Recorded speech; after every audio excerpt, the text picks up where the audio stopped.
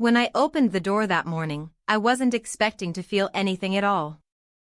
I was in the middle of drying my hands, the towel still damp between my fingers, when the doorbell rang. I assumed it was another delivery or maybe our neighbor returning my garden shears. But when I saw him, tall, composed, smiling with the quiet confidence of someone who had already lived too much for his age, I froze. I knew that face. I knew those eyes. But they weren't supposed to belong to a man. They were supposed to belong to a boy I once braided hair for in the backyard while his mother laughed beside me. He had been 13 the last time I saw him. Now he looked like someone I wasn't supposed to feel anything toward. He said my name with a warmth I hadn't heard in years. My heart stuttered, not from guilt, not yet, but from the sharp recognition of something lost returning in an unrecognizable shape. I invited him in, as any old family friend would. But I could feel something inside me slip as soon as he stepped over the threshold. And that's where it all began. Before I tell you the full story, before I explain how a moment like this turned into something I could never take back, leave a comment below and tell me, have you ever met someone from your past who made you question everything about your present? It had been over 10 years since I last saw him.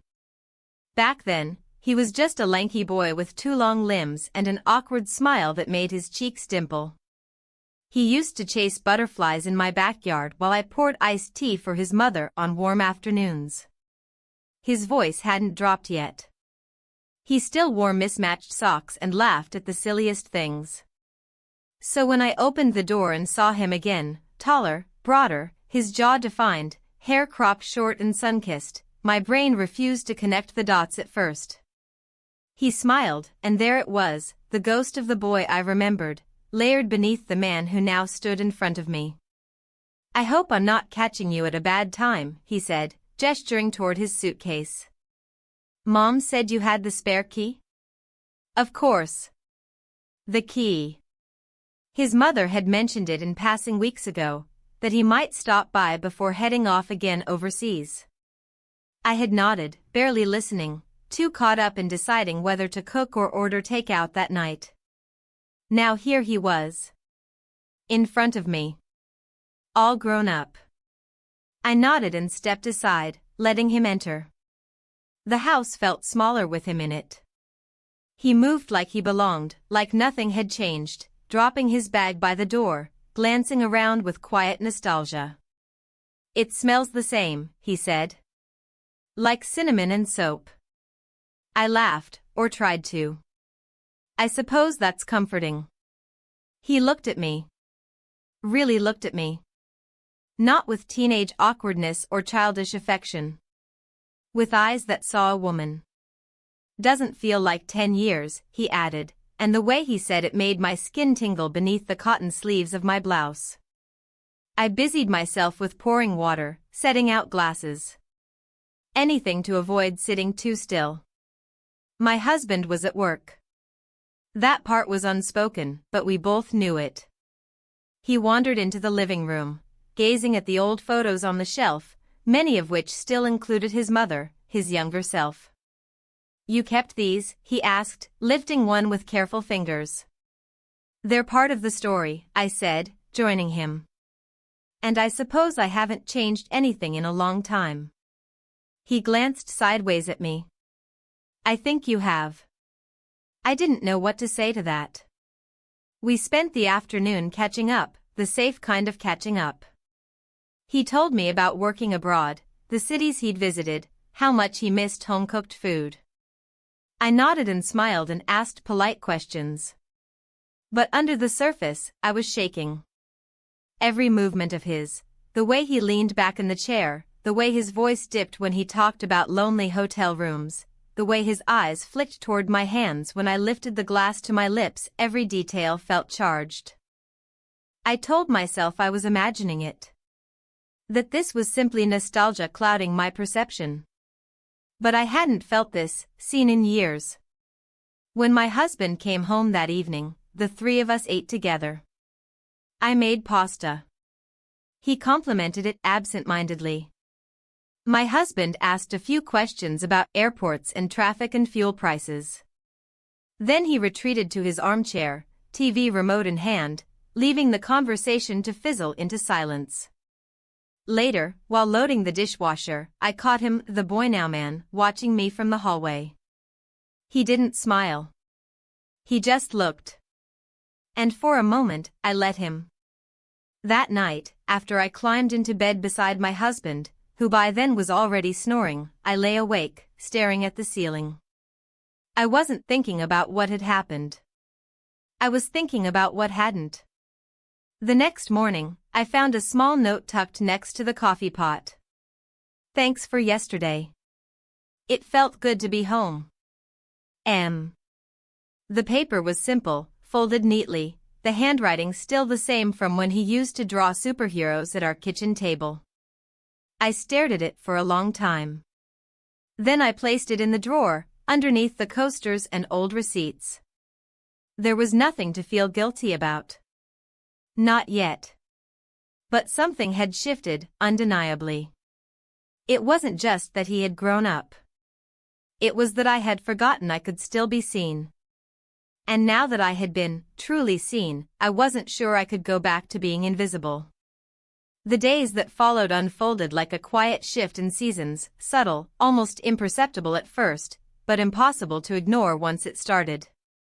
I went through the motions of my routine, making breakfast, folding laundry, watering the houseplants. But everything I touched, every room I entered, felt slightly altered, as though his presence had left behind an invisible fingerprint on the air itself. I began to notice things I hadn't before, or perhaps had simply stopped caring about. The way my husband no longer looked up from his phone when I spoke. How the silence at dinner stretched longer than the conversation. There had been a time when we shared opinions, inside jokes, passing touches.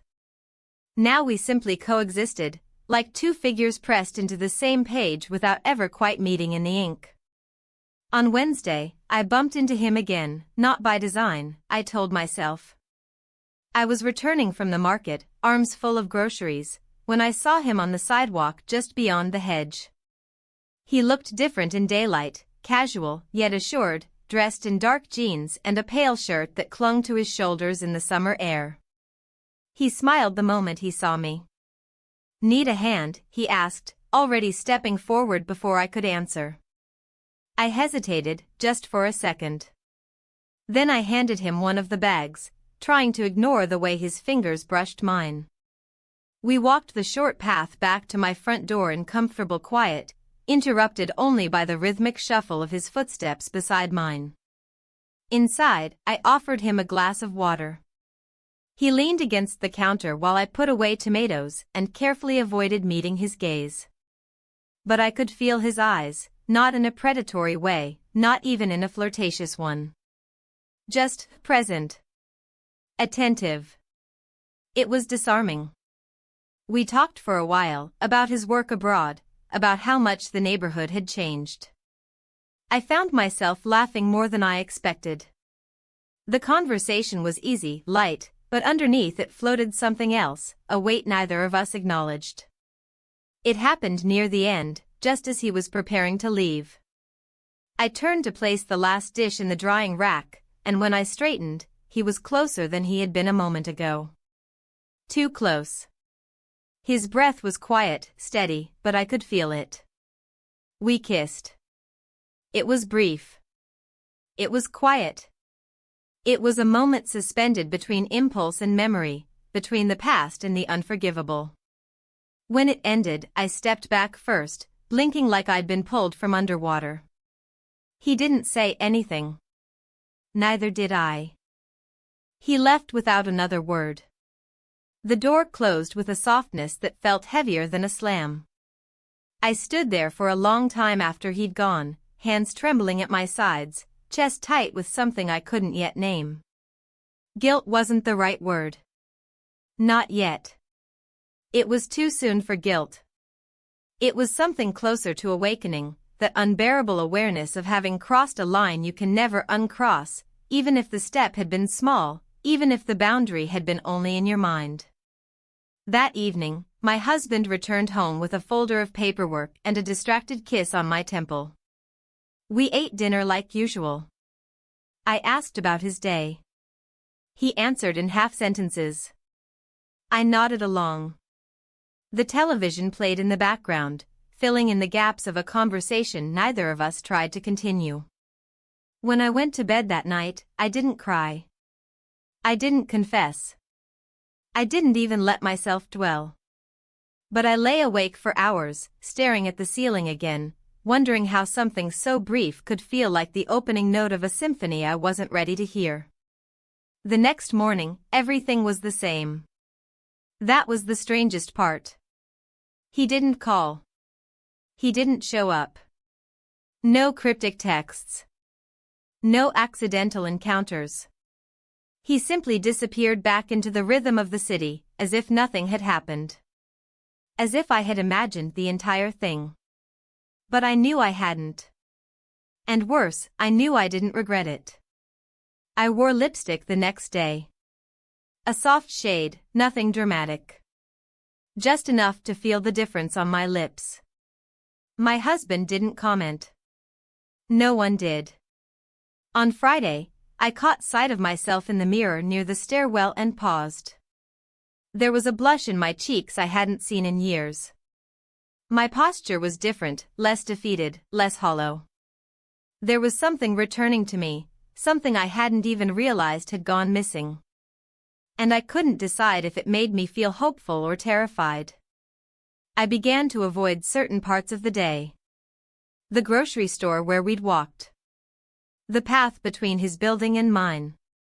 I told myself it was for the best, to maintain distance, to preserve boundaries I now understood were far thinner than I'd once believed. But by Saturday, the ache returned. That strange, electric awareness of absence. He was only a few steps away. And I couldn't stop thinking about the shape of his voice, the way he had looked at me not with expectation, but with understanding. That was the part that kept me awake now. Not the kiss. But the feeling of being understood. I didn't act on it. Not yet. I didn't text. I didn't knock. I simply existed, tightly wound in the knowledge of what had happened and what might still happen again. My husband asked if I wanted to go to the lake the following weekend. I agreed, more out of habit than desire. He smiled, pleased, and I hated myself for not meaning it. On Sunday, I passed him in the stairwell. He nodded. Said hello. As if we were neighbors, and nothing else. His tone was polite. Distant. Perfectly normal. But his eyes lingered a fraction too long on mine. And that was enough to unravel me for the rest of the day. I didn't see him again for 4 days, and each one passed like I was wading through thick, invisible water. I moved through my life mechanically, grocery lists, laundry, checking the mailbox, answering polite questions from neighbors. But there was something heavy in my chest, like I'd left a conversation unfinished, like a door had been opened and then slammed shut too quickly. The silence wasn't loud. It was surgical. Clean. He hadn't messaged, hadn't dropped by, hadn't looked up when I passed his building. I told myself that was good, that it gave me space to come to my senses. But all it did was create a vacuum where the memory of his presence echoed louder. By the 5th day, I caught myself searching for him. Not obviously. Just small glances through the window toward the sidewalk, pausing a little longer on the staircase landing, noticing the shift of footsteps in the hall. And every time he wasn't there, I felt a subtle disappointment I refused to name. It wasn't longing. Not exactly. It was more complicated than that. I think I wanted proof that I hadn't imagined it all. The kiss. His eyes on me. The weight of shared silence. Surely those things couldn't vanish without leaving a trace behind. Surely I hadn't invented the connection just because I needed something to feel. One afternoon, while folding laundry, I found a shirt of my husband's that I hadn't seen in months. Pale blue, slightly frayed at the cuffs. I remembered buying it for his birthday one year, when I still paid attention to such things. I held it for a moment, noticing how soft it had become from wear, and then gently placed it in the drawer. He came home that night smelling like car exhaust and cheap soap. He talked about a supplier delay at work, and how the numbers didn't add up, and how traffic was a mess on the bypass. I nodded at the right places, said the right things. But it felt like watching a movie on mute. All the images were there, but the sound was gone. At some point, I realized I couldn't remember the last time he had looked me in the eye while talking. The next morning, I received a message from him. Not my husband. Him. It was short. Just one sentence. Coffee at noon? I stared at it for longer than I should have. Then I typed OK and deleted it 3 times before finally sending it. I arrived 5 minutes early. He was already there, sitting at the small round table in the corner of the cafe, flipping through a book with a calm that irritated me. He looked up, smiled, not wide, just enough. I sat across from him, and for a moment, neither of us said anything. The waitress came. I ordered black coffee. He asked for a cappuccino, and we both watched the steam from the counter swirl upward like something trying to escape. I wasn't sure you'd come, he said, finally breaking the silence. I shrugged, trying to hide the flutter in my chest. Neither was I. The conversation started with safe topics. Travel. Weather. Work. He asked about my husband, and I offered vague, neutral phrases that meant nothing but sounded acceptable. He didn't press. I appreciated that. But under the surface, the current still pulled us forward. There were moments, brief, barely there, when our eyes would meet and hold a little too long. When his fingers would trace the rim of his cup in a way that felt deliberate. When the space between us felt tight despite the distance. When I finished my coffee, I stood to leave, and so did he. Outside, the light had shifted, that late afternoon hue that makes everything look softer, even the cracks in the sidewalk. He walked beside me without asking. We moved slowly, as if rushing would make it feel like more than it was. When we reached the edge of the park, I stopped. This isn't sustainable, I said, without looking at him. I know, he answered. We stood there for a long moment, people passing around us in slow motion. Dogs barking in the distance. Leaves shifting in the breeze. But neither of us moved. Later, back home, I found myself reaching for the notebook I hadn't touched in months. A thin blue journal I used to scribble thoughts in when things got too tangled. I opened to a blank page and stared at it for a while, then wrote one line. I kissed someone and I can't tell if it ruined me or saved me. I closed the book and slid it back into the drawer. That night, as I brushed my teeth, I caught my reflection in the mirror. I looked tired, but not in the way I used to. It wasn't the weight of routine or age. It was the ache of holding too much truth in a body that wasn't allowed to speak it aloud. My husband was already in bed, the TV still on, a late-night news segment humming in the background. I climbed in beside him, careful not to disturb the blanket. He didn't look up. I closed my eyes and tried to focus on the ceiling fan's steady rhythm. But the silence between us had changed. It no longer felt like peace. It felt like absence. And I didn't know how to fill it anymore. I wasn't planning anything. I wasn't chasing a future or fantasizing about some new life. It wasn't about that. It was about breath. About remembering how it felt to be alive in my own skin. About the terrifying realization that I'd spent years letting that part of me wither, simply because it was easier than facing the reasons why. The next morning, I opened the curtains and let the light in. The air smelled like rain. I made tea instead of coffee and drank it slowly by the window, watching the world move as if nothing had changed. And maybe, to everyone else, it hadn't. But I had. Even if I didn't know yet what that meant. It was a Thursday afternoon when the silence between us broke again, not dramatically, not with confession or confrontation, but with something far more dangerous, familiarity. The kind of comfort that slips in unnoticed, like a draft under a closed door. That day had begun as unremarkably as any other. I did the laundry, swept the floor, wiped down the kitchen counters. The ordinary rhythm of domestic life. He texted me in the early afternoon. The message was simple. "Are you home?" I read it 3 times before replying. Yes. He didn't ask if he could come over. He didn't need to. 5 minutes later, I heard a knock.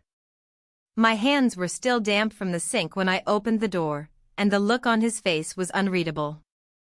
Not expectant. Not urgent. Just calm. I stepped aside, and he walked in without hesitation, the way people do when they no longer feel the need to ask. It should have alarmed me, that quiet shift in boundaries. But it didn't. Instead, it settled over me like a blanket, warm, heavy, disorienting. He stood in the kitchen while I poured tea. The sound of the kettle was the only thing filling the air. I felt his eyes on my back. Not in a predatory way, just present, again. Always present. When I turned to hand him the mug, our fingers brushed, and the jolt that passed through me was familiar now. Expected, even. I didn't pull away.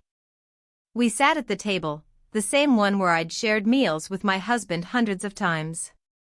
The same table where birthdays were celebrated, where arguments had simmered under forced politeness, where years of life had passed without much notice. Now it felt like a witness to something unspoken. We talked. Nothing deep, not at first. He told me he'd finalized his plans to leave the country again. In 3 weeks. Maybe 4, depending on paperwork. He didn't say it with regret or enthusiasm, just fact. Something in my chest tightened. I asked if he was excited. He nodded, slowly, but didn't elaborate. I didn't press. I wasn't sure I wanted to know. At one point, he leaned forward slightly, resting his elbows on the table, his hands clasped. He looked at me like he was trying to remember something important about my face. And I let him. I sat still, letting the moment stretch between us like thread pulled tight. When he finally spoke, his voice was quiet. "You seem different." I didn't answer right away. I didn't know how to. Different from when? From whom? From the version of myself I'd been a month ago? A year ago? 20? I don't know what I am anymore, I said, finally. He didn't argue. He didn't try to fix it. He just nodded. The conversation drifted again, touching on books, on food, on childhood memories that belonged more to his mother and me than to him. But still, he remembered fragments, being sent to play while we sipped wine on the porch, being tucked in on our couch after he'd fallen asleep during movie nights. "I used to think you were the most elegant woman I'd ever seen," he said. Even back then. I laughed, more from discomfort than amusement. But he didn't smile. He meant it. And somehow, that mattered more than it should have. Eventually, he stood. The tea was cold. The air in the room had changed, grown thick again with something neither of us dared name. He didn't ask for anything. He didn't move toward me. But I could feel the space between us folding in. "We should go somewhere," he said. I blinked. Where? Anywhere. It wasn't a suggestion, not really. It was a seed planted with soft intention. One that would grow whether I watered it or not. After he left, I stood in the doorway for a long time. The floor beneath me felt uneven, though I knew it wasn't. Everything in my life still looked the same, the photos on the wall, the dishes in the rack, the dent in the rug from the chair that never moved. But inside, the architecture had shifted. Quietly. Permanently. That evening, my husband mentioned a friend's birthday dinner happening over the weekend. He asked if I wanted to come. I said yes without thinking, and the conversation ended there. No details. No follow-up. Later, I watched him from across the room, seated in his usual spot, remote in hand, feet propped on the ottoman. The television flickered across his face, casting shadows that made him look older than I remembered. Or maybe I was just seeing clearly for the first time in a long while. He caught me staring. "What?" he asked. I shook my head. "Nothing." He returned to his program, satisfied. I wondered if he even noticed that I had changed. That I was watching him not with criticism or bitterness, but with a kind of quiet grief, the mourning of something I couldn't quite define. Not a person. Not even a relationship. Maybe just the absence of curiosity. Of effort. That night, I lay awake again. But this time, it wasn't memory or fantasy that kept me from sleeping. It was decision. The slow, creeping realization that I was no longer waiting for something to happen. I was deciding whether I would be the one to make it happen. The next day, I sent a message. "Tomorrow. Afternoon. Just drive." His reply came within minutes. One word. "Okay." I deleted the message thread immediately. Not out of fear, but ritual. As if removing the evidence made the choice cleaner. Simpler.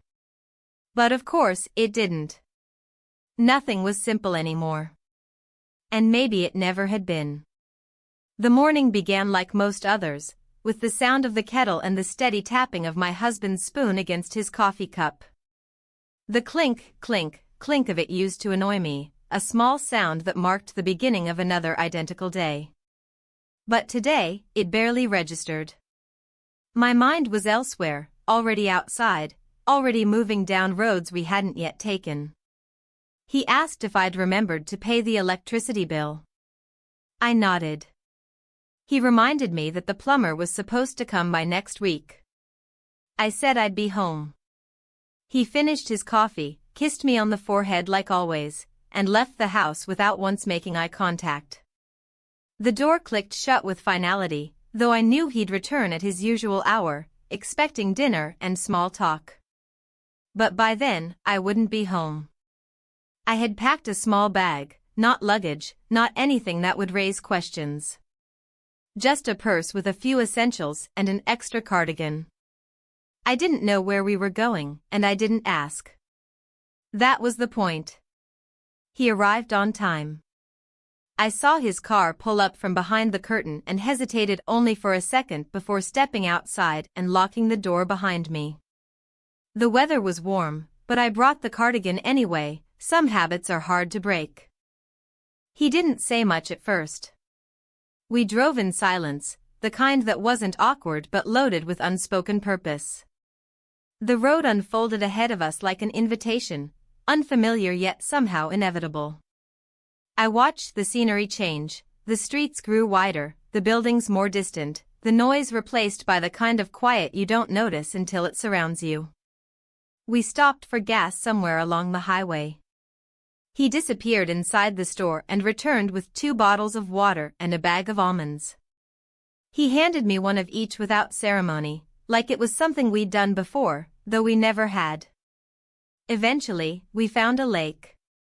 It wasn't a particularly beautiful one, not the kind you'd see on postcards or screensavers, but it was quiet, unoccupied, and surrounded by trees. The water was still, glassy, reflecting the pale sky above us. He parked the car near a worn picnic table, and we stepped out together, the air softer than I'd expected. We didn't speak much. He walked a few feet ahead, then waited for me to catch up. I found myself noticing the way his shoulders moved, the shape of his silhouette against the backdrop of trees. I had no right to study him the way I did, but I did it anyway. We sat on a bench near the water, far enough from the car to feel separate from everything else. There were no distractions. No city noise, no digital pings, no polite excuses to interrupt the silence. I picked at the label on my water bottle. He tossed small stones into the lake, each splash smaller than the last. Time passed, and with it, the tension that had followed us finally began to dissolve. "You know this doesn't change anything," I said quietly. He didn't answer right away. "Then, I know. But I needed it," I added. "Just this. This day." He nodded once, as if he'd already known that from the beginning. We stayed like that for a while, not talking, just being. The kind of stillness that's hard to find, especially when you spend your life tending to others, filling space with words, movement, tasks. Here, I didn't have to be anything for anyone. Not a wife. Not a neighbor. Not someone's past. Eventually, we wandered further along the water's edge, where the trees leaned in closer and the ground was soft with pine needles. He stopped near a small wooden dock, the planks aged and uneven. I followed, stepping carefully, each footfall making a muted creak. At the end of the dock, we stood side by side, looking out over the water. I don't know how long we stayed there, minutes, maybe longer. Time seemed to lose its usual grip. I felt it unspool, slow and forgiving. He turned to me. I turned to him. And then we kissed. We didn't speak afterward. There was no need to explain, no rush to define what it was or wasn't. We returned to the car without touching again. The air between us was different now, not heavier, not lighter. Just honest. On the drive back, we said little. He asked if I wanted music, and I shook my head.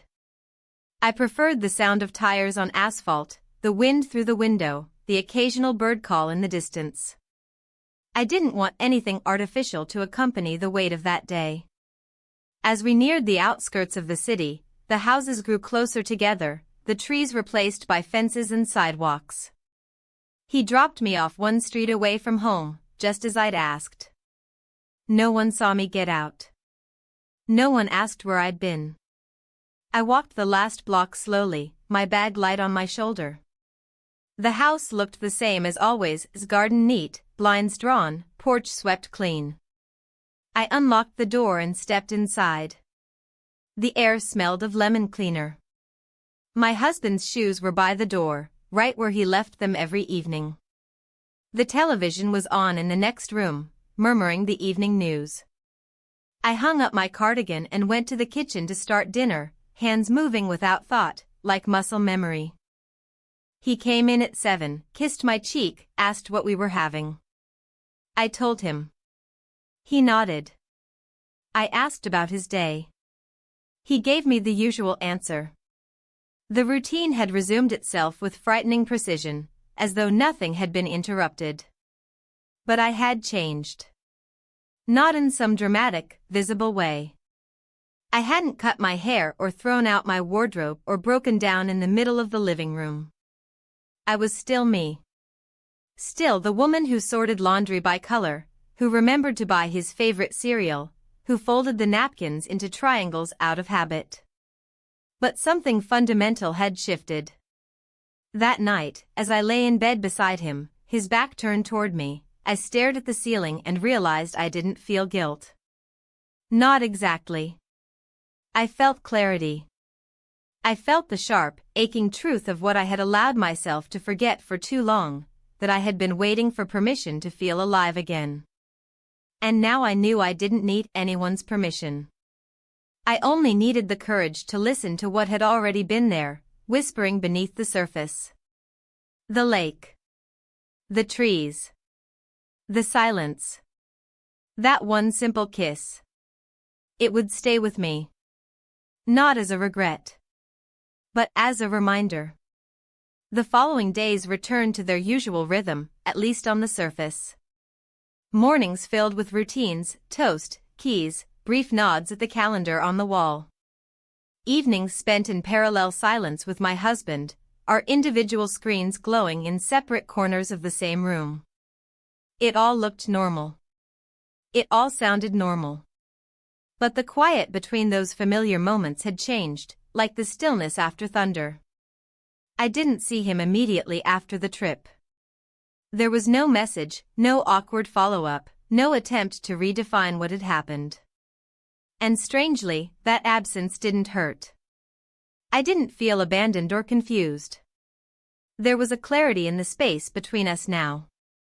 We had gone somewhere, and we had returned. That was all. On Sunday, I found myself at the grocery store longer than I needed to be. I walked the aisles aimlessly, letting the cold of the refrigerator section settle into my skin. I stared too long at labels I had read 100 times before. Not because I was uncertain what to buy, but because I was no longer in a hurry to be anywhere. I didn't know what that said about me, about my home, about what I had let my life become. Back at home, my husband was fixing something in the garage.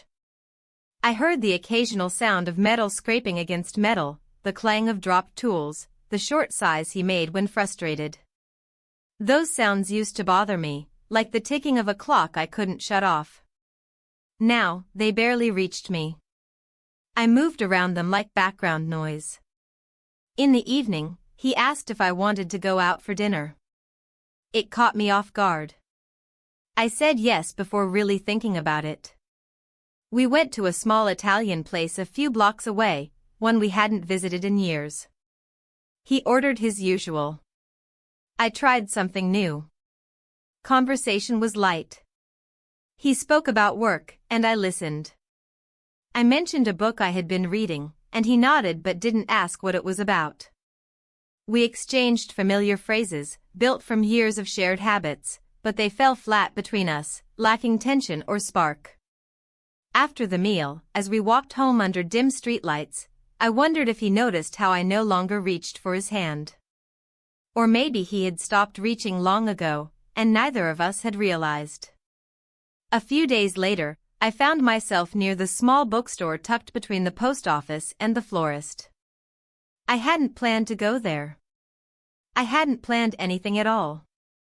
But my feet led me in, and the smell of paper and dust greeted me like a long-forgotten friend. I wandered through the aisles without purpose, my fingers grazing the spines of novels I'd once loved. Toward the back, I paused at a shelf of poetry, thin volumes bound in soft covers, most of them unread by the crowds who came looking for thrillers or bestsellers. That's where I saw him. He was by the window, seated in a chair too small for his frame, reading. He didn't see me at first. I stood there for a few seconds, unsure what I felt. Not fear. Not desire. Just a strange, steady recognition. When he looked up, his expression didn't change. No surprise, no guilt. Just that same calm awareness. I gave a small nod, and he returned it. Neither of us moved closer. Eventually, I left the store without buying anything. That brief exchange was enough. More would have ruined it. Later, at home, I found myself thinking of the word pause. Not as in hesitation, but in the space between two beats of a song, the part where silence doesn't mean nothing, but everything. That was where I lived now. That night, I sat alone on the back porch with a cup of tea. My husband had gone to bed early. The air was cool, the sky half-clouded. I could hear a dog barking in the distance, and the occasional rustle of a breeze through the leaves. I thought about the lake. About the sound of his voice when he said nothing at all.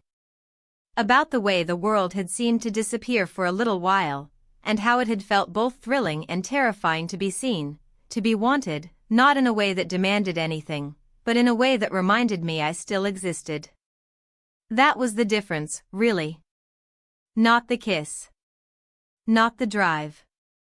Not even the absence afterward. It was the realization that I had disappeared long before he ever came back into my life. Slowly. Quietly.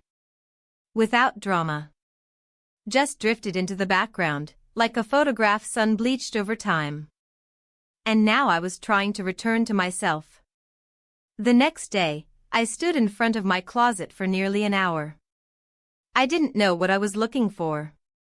Nothing seemed right. Everything felt like it belonged to someone else, a woman who had grown too quiet, too careful. I chose a blouse I hadn't worn in years. It didn't fit quite like it used to, but it made me feel more like someone who had not given up. I wore it to the market, to the post office, to the cafe. No one commented. No one noticed. But I did. In the cafe, I sat by the window and ordered tea instead of coffee. I read for a while. I watched people. I didn't look at my phone. I didn't wait for a message that wasn't coming. And when I walked home, I felt lighter, not because anything had been resolved, but because I was no longer waiting for resolution to begin moving forward. That evening, my husband asked if I wanted to invite some friends over for dinner that weekend. I said sure. He smiled. I smiled back. And yet, inside, I knew something had shifted beyond return. Not in a loud or catastrophic way. Nothing had broken. Nothing had exploded. But the pieces had rearranged themselves. The furniture inside my heart had been moved, and even if I tried to put everything back, the dust outlines of what had changed would still remain. And maybe that was okay. Because for the first time in a long time, I wasn't trying to erase anything. I was learning to live with the evidence of what I had felt. And what I had chosen. The air was thick with heat that day, though the calendar said early autumn. The leaves hadn't yet turned, and the sky remained stubbornly blue, as if summer refused to leave. I remember opening the window just slightly, hoping for a breeze, but none came. It was the kind of stillness that made every sound more noticeable: cutlery against plates, the humming of the refrigerator, the low hum of thoughts that wouldn't settle. That morning had started like many others: my husband leaving for the office, the sound of his shoes on the tiles, his half-hearted reminder about picking up something for dinner. I nodded, murmured yes, and kissed his cheek out of habit. He didn't look up from his phone. After he left, I stood by the kitchen sink with my hands in the water longer than I needed to, letting my fingers prune and the soap turn cold. I wasn't thinking about anything in particular. Or maybe I was thinking about everything at once: how easy it had become to live inside the quiet, how natural it felt to keep entire conversations inside my own head. Around noon, I received his message. Not my husband's. Just 3 words. Are you free? I didn't reply right away. I stared at the screen until it dimmed, then picked it back up and typed, yes. No punctuation. No questions. Just yes. We didn't meet in the city. He sent an address I didn't recognize, somewhere outside the usual routes I walked or drove. I copied it into the map and let the navigation guide me through unfamiliar streets. I didn't bother with makeup. I didn't overthink my clothes. I just went. The place was quiet. A small guest house near the edge of the county, tucked behind a row of hedges, the kind of location people chose when they didn't want to be seen or interrupted. But it wasn't sleazy. It wasn't secretive in that way. It just felt private. He was already there when I arrived, sitting on a bench near the front, elbows on his knees, head tilted back slightly as if he were listening for something. When he saw me, he stood. We didn't say hello. Inside, the room was simple: a window, a bed with white sheets, a small table with a single chair. No art on the walls. No decoration. It felt like a blank space, untouched by anyone else's life. That was the appeal. We didn't speak much. There wasn't anything to say that hadn't already been felt. We spent the night together. The hours passed slowly, but not uncomfortably. There was no need to fill the space with questions or plans. It was a day taken out of time, untouched by the past or the future. Just that moment and everything it contained. In the early hours, I woke up and watched the ceiling, tracing faint patterns in the texture. The light outside had shifted, the kind of deep, gray blue that arrives just before dawn. He was asleep beside me, his breathing steady. I didn't touch him. I didn't need to. His presence was enough. Eventually, I rose and moved to the window, pulling the curtain back just slightly. The view overlooked a patch of trees, their silhouettes blurred against the sky. I could hear birds starting to stir. The world was waking, but I wasn't ready to return to it yet. I thought about how easy it was to lose yourself inside the comfort of someone else's silence.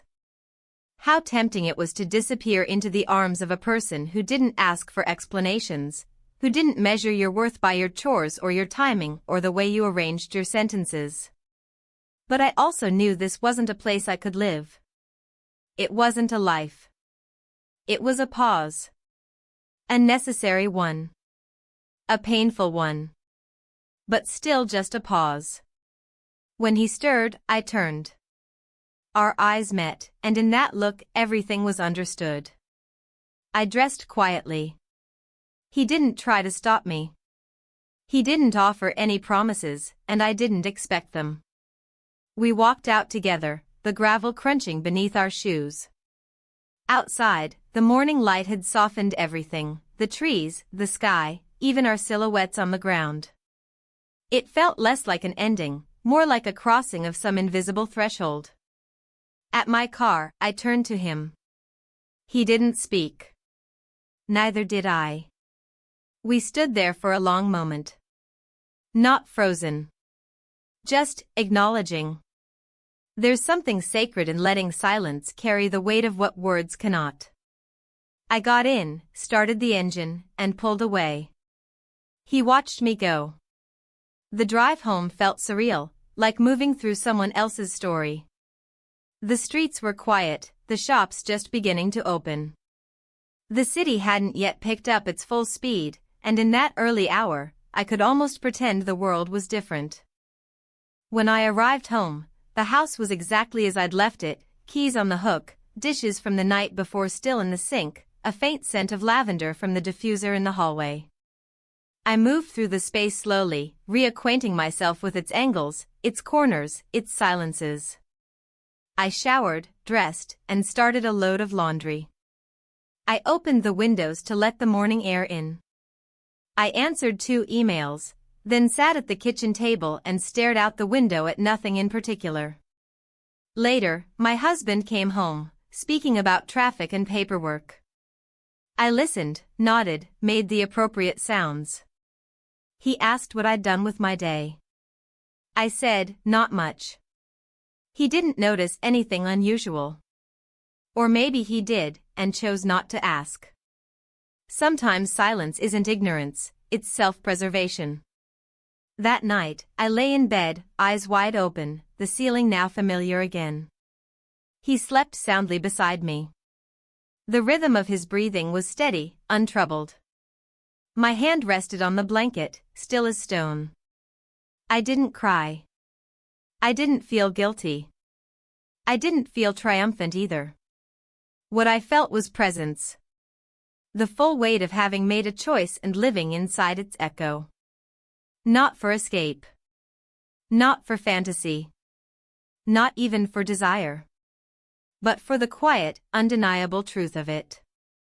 And the question it left behind. What now? The day after I returned home, I expected to feel the weight of it, regret, confusion, maybe even shame. But instead, there was an eerie stillness inside me. Not calm exactly, but a sense that I had stepped into a room I hadn't entered in years, and though the furniture hadn't moved, the dust was different. I went about my tasks like any other day, tidied the living room, made the bed, emptied the dishwasher. The familiar motions were almost soothing in their emptiness. My husband left early, his voice trailing down the hallway as he called out something about a client meeting. I responded, though I don't remember what I said. I only recall the door closing behind him, the way the silence settled like a blanket. I walked through the house slowly, pausing in places I usually passed without thought, the narrow hallway where a photo of us on vacation still hung, the linen closet with its neatly folded towels, the small framed print above the couch that I used to love but hadn't looked at in years. Everything was where it should be. But nothing felt quite the same. In the late morning, I sat at the kitchen table and opened the drawer where I kept odd things, batteries, extra notepads, loose buttons. At the bottom, beneath a small stack of receipts, I found the card he'd once left for me, the one with my name written in his careful, even handwriting. I ran my fingers over the ink, not to read it again, but to feel something tangible. There were no messages from him. No calls. I didn't expect any. What we had shared had never been about future plans or whispered promises. It had always lived in the spaces between. The pause. The glance. The moment before the moment. But now, even that space was closing. In the afternoon, I met an old friend for lunch, someone I hadn't seen in months. We spoke about work, about her children, about the new store opening downtown. I laughed in the right places. I asked the right questions. She didn't notice anything was different. Why would she? I was good at this. I always had been. At one point, she reached across the table and touched my hand. "You look good," she said. Rested, somehow. I smiled and thanked her, but inside I wondered what rested actually looked like. I didn't feel rested. I felt cracked open. Not broken, not bruised. Just exposed. Like I had been hollow for so long and hadn't even realized it until something had filled the silence. That night, after dinner, my husband turned to me while we were watching television and said, "We should go away soon. Just the two of us." I didn't answer immediately. The suggestion hung in the air like a question neither of us fully understood. "Maybe somewhere by the coast," he added. "We haven't done that in years." I nodded. "That might be nice." He smiled, and for a brief moment, something softened in his face. A shadow of who he used to be, who we used to be. I felt it. I saw it. And still, it felt distant, like a memory borrowed from someone else. Later, when he had gone to bed, I sat alone in the living room with the lights off. The moon was full outside, casting a pale glow across the floor. I sat with my legs pulled up beneath me, listening to the sound of our old wall clock ticking in the corner. I tried to count the seconds, but I lost track. Eventually, I rose and opened the closet in the hallway. At the back was a box I hadn't touched in years. Inside were photo albums, old birthday cards, a scarf that still smelled faintly of perfume. I took out a picture of us on our anniversary, the one we'd framed and displayed in the living room before replacing it with a more recent one. In it, we were smiling, young, a little uncertain, but happy. Or so I thought. I stared at that photo for a long time, trying to connect the people in it with who we had become. It was difficult. The faces were the same, the outlines familiar, but the substance had shifted. We had become quiet around each other, not in the peaceful way some couples grow into, but in the resigned way people do when words no longer reach. I placed the photo back in the box and closed it gently. The next morning, I received a short message. It wasn't from him. It was from his mother. "Just wanted to let you know he's flying out tonight. He said goodbye already, but I thought you might want to know." My stomach tightened, not from surprise, but from the confirmation. He was leaving. Not metaphorically. Not gradually. But truly, physically. Leaving this place. This chapter. This city. Me. I didn't reply. I didn't need to. What could I have said? Thank you for telling me? Tell him I said safe travels? None of it felt right. None of it mattered now. That evening, I stood by the window as the sun began to set, watching the planes in the distance, small silver shapes disappearing into the sky. I imagined him sitting by the window, his hands folded in his lap, his eyes on the clouds. I hoped he wasn't alone. I hoped the seat beside him was occupied by someone who didn't need to know everything, someone who made silence feel like comfort and not exile. I sat down at the kitchen table and picked up a pen. I didn't write a letter. I didn't pour out my feelings or describe what the past few weeks had meant. Instead, I wrote a single line in the notebook I had abandoned months ago. Some things don't end with a door closing, they end with a quiet absence. I closed the notebook and placed it back in the drawer. When my husband came home, I greeted him as usual. We ate dinner. We watched the news. He kissed me goodnight. And that night, when I lay in bed beside him, I finally cried, not because I missed what I had lost, but because I had no one to tell what I had found. Days passed without announcement, like waves that touched the shore and retreated without leaving any clear trace. The world around me resumed its pace, unaware that something had shifted beneath the surface. I moved through it as I always had, buying groceries, answering phone calls, replying to polite messages from relatives, but everything felt slightly out of sync, like a familiar song played just half a beat too slow. I didn't hear from him again. Not a word. No message, no postcard, no accidental trace left behind in the digital world. It was as though he had disappeared completely, not just from my life, but from the very streets we had once shared. And perhaps that was for the best. We had said goodbye without ever saying it. That was our ending.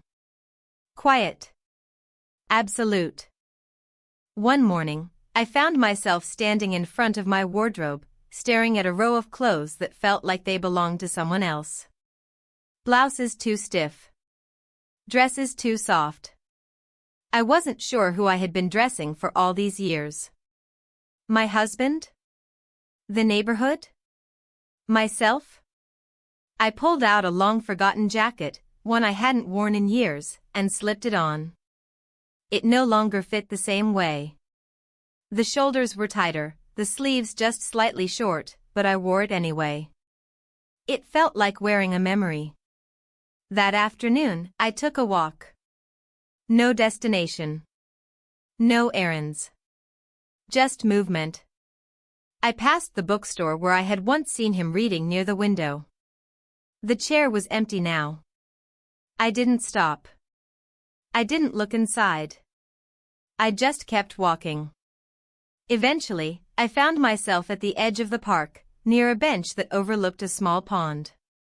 The surface of the water was calm, broken only occasionally by the ripple of a duck or the breeze shaking the reeds. I sat there for a long while, not thinking, not planning, just observing. People passed, couples, joggers, parents with strollers, but none of them noticed me. I liked it that way. When I returned home, the house was quiet. My husband's car was still gone, likely parked in the lot of his office building, where fluorescent lights and spreadsheets made more sense to him than words ever did. I made myself a cup of tea and sat by the window, watching the light change. Shadows stretched slowly across the room, pulling the day into evening. After dinner, I opened the drawer in the hallway where we kept our old photos, the ones we never displayed but couldn't bring ourselves to throw away.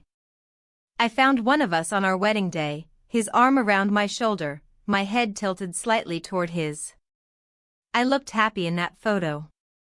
He did too. But we were young then.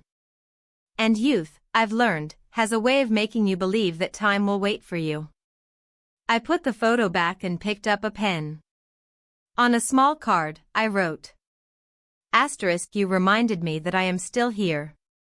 That I am not just someone's wife, or someone's neighbor, or someone's memory.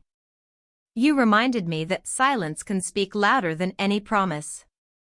And that a moment, no matter how brief, can be enough. Asterisk. I didn't address the card. I didn't intend to send it.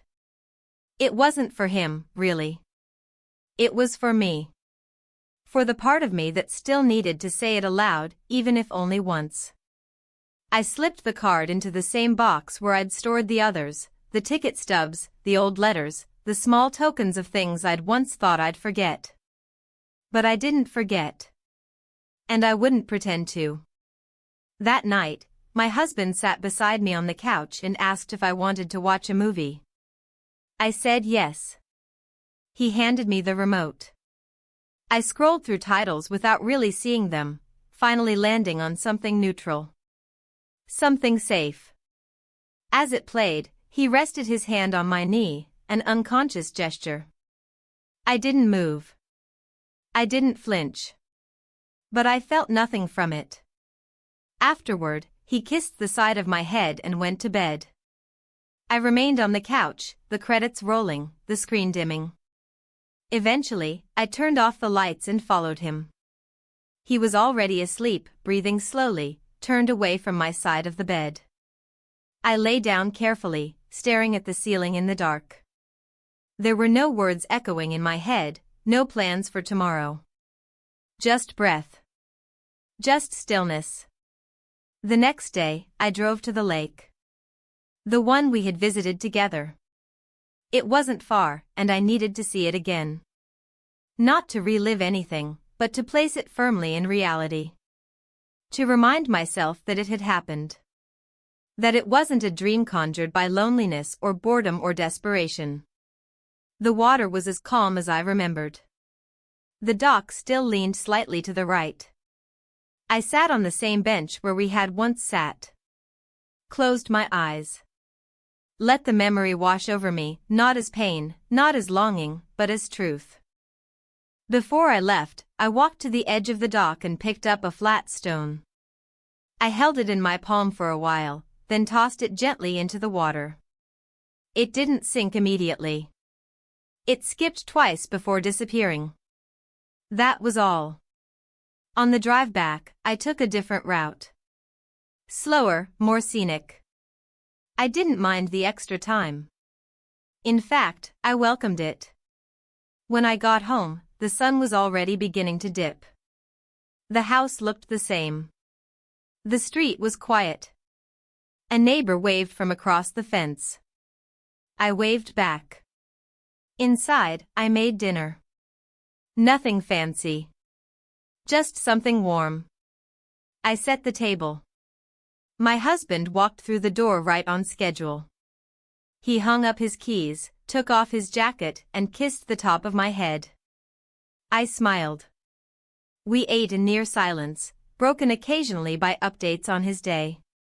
I listened. I responded when needed. But my mind was elsewhere, not lost in memory, not floating in fantasy, but rooted firmly in the present. A present that I understood now could never be untouched by what had happened, but also didn't have to be defined by it.